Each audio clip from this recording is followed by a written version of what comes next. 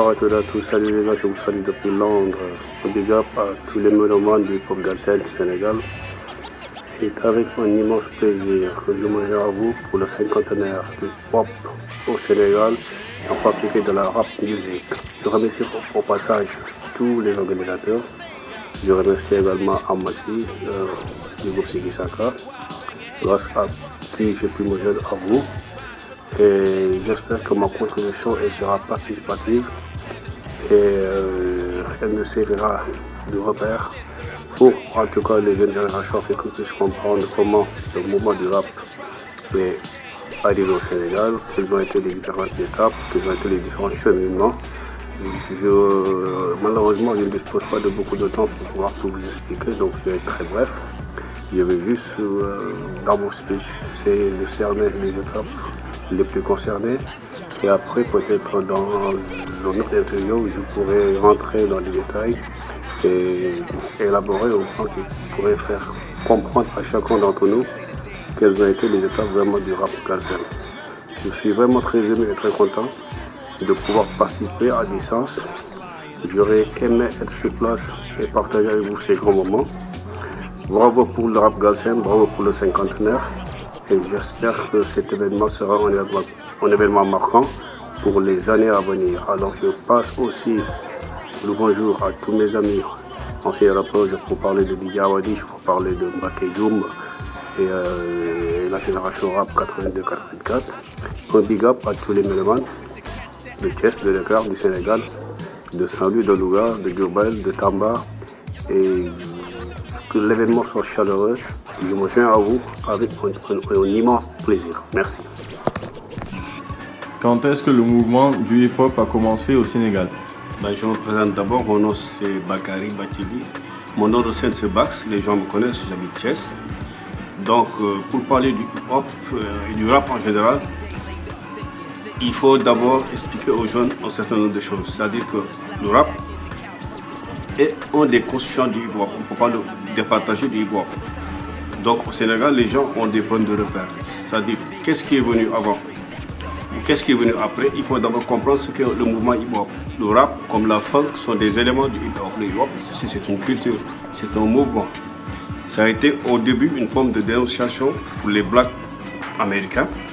Parce que on se rappelle que dans les années 63, avec Martin Luther King, avec Malcolm X, les gens ils sortaient avec des pancartes pour se révéler dans la rue. Après, disons que vers les années 78, Afrika Bambaataa, qui est l'inventeur de la Zulu Nation, a eu l'inspiration d'écrire des textes en prenant 3 thèmes qui sont l'amour, la paix et l'unité. Et de là, au lieu de se limiter aux pancartes, ils ont commencé à écrire pour se révéler et les premiers textes de rap sont sortis là-bas. Mais nous, au Sénégal, vers ces années, en 78, qu'est-ce qu'on avait? On n'avait pas encore le rap. Parce que le rap, officiellement, il a commencé vers les années 80-82. On avait quoi? Des formes d'habillement, des formes de danse, telles que le bebop, telles que la soul, la funk music. Au Sénégal, d'abord, il faut que les gens sachent comment le rap et l'hip-hop est entré. C'est parce qu'il y a eu des gens qu'on nomme pas aujourd'hui, que les jeunes ne connaissent pas et qui ont beaucoup contribué au mouvement hip-hop. Quand on se rappelle de Sahel, les anciens, ils connaissent Hannibal, ils connaissent Mizan, tu vois, et ils connaissent Ben. Ben, c'était l'animateur qui faisait Harmattan. Il a travaillé avec Moïse Ambrose Gomis sur Génération 80. Et nous, pendant les années 80, qu'est-ce qu'on faisait? On allait sur tous les plateaux de télé pour danser. Ce qui fait que le mouvement, officiellement, il a commencé, disons, petit à petit vers les années 70, avec la danse, le bebop, le funk et autres, par rapport à l'habillement, à l'accoutrement. Et après, boum, en 80, on entend cette voix d'Afrika Bambaataa avec le Zulu Nation qui nous dit, mais tiens, quelque chose est en train de changer. Et c'est comme ça, pas à pas, que les choses ont commencé à évoluer au Sénégal. Parce qu'au Sénégal, d'antan, on avait d'abord de très grands danseurs. Quand je parle de Ngor Diagne, quand je parle de Malik, quand je parle de Blindjaye, des gens qui étaient amoureux de l'Afrique, ce qu'ils faisaient, c'était un peu du rap. Maintenant, le rap, il est rentré comment? On a eu quelqu'un que j'aime bien nommer, c'est mon frère, il s'appelle Mbaké Djoum.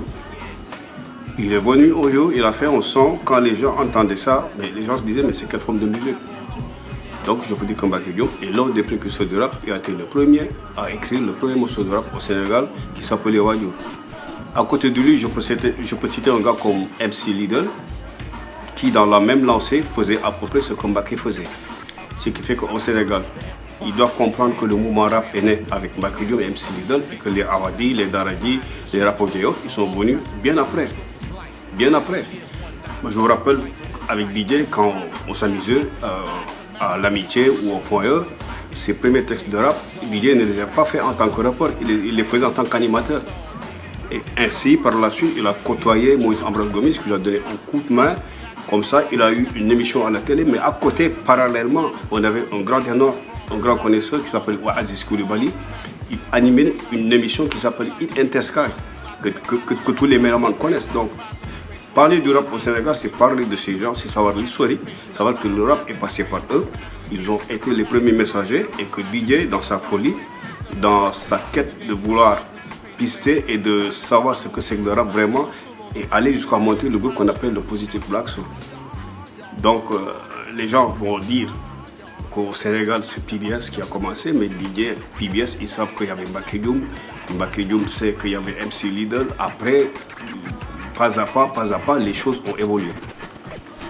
Et puis quelles étaient les étapes les plus importantes pour le hip-hop? Et les étapes les plus importantes, c'était au temps du Dakar City Breakers et du Thiès City Breakers, où moi-même j'étais le leader.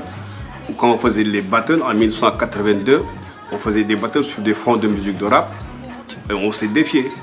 Donc on a fait aussi un autre festival à Thiès qui s'appelait le Marathon 8. Tu vois, on a fait le tour du Sénégal pour faire connaître cette nouvelle danse, cette nouvelle forme de pensée d'exister. Et nous, à l'époque, nos vies, c'était de danser, de faire des défis. Donc, il ne faut pas rentrer dans tout le Sénégal, mais je vous dis que globalement au Sénégal, pour les gens qui ne connaissent pas le Sunset Sahel, qui ne connaissent pas le Jolof, qui ne connaissent pas Thiès le Djanken, qui ne connaissent pas le Sangomar, qui ne connaissent pas le Ganjoul, qui ne connaissent pas le Gorom, ils ne savent vraiment pas d'où le rap est parti. Parce que nous, en 82, on rappait déjà. Donc, je peux dire que les années charnières, c'est entre 80 et 82, à Thiès avec le Thiès City Breakers, à Dakar avec le Dakar City Breakers, et qu'après Mbaké Dioum, MC Lidl, il y a eu PBS, après le PBS, il y a eu Daradi, après Daradi, on parlait des Diantibi, des Rapadio, et nouvellement à Thiès, nos jeunes frères qui nous ont représentés, je vais nommer dans le Siki Saka, et qui sont devenus le premier rap underground du Sénégal, parce que il ne faut pas oublier qu'ils ont été produits par le PBS, par le Positive Black Soul dans la première compilation du Sénérap. Je vous dis qu'après, doucement, le rap a commencé à tourner au Sénégal. Les gens ont commencé à se former, à faire des groupes, à faire des battles jusqu'au point où on est maintenant. Maintenant, le truc, c'est qu'il faut que ces gens-là comprennent que non seulement le rap, c'est un élément du hip-hop, on ne peut pas détacher le rap du hip-hop, parce que le hip-hop a beaucoup de composantes. Moi, je vous rappelle, à l'époque, en 80, on faisait des graffitis, on dansait dans la rue. Tu vois, tout ça, c'est une culture de hip-hop. Donc, grosso modo, c'est tout ce que je peux vous dire pour l'instant, par rapport à ce que je sais du mouvement, par rapport aux érudits, et par rapport à l'évolution du rap actuel.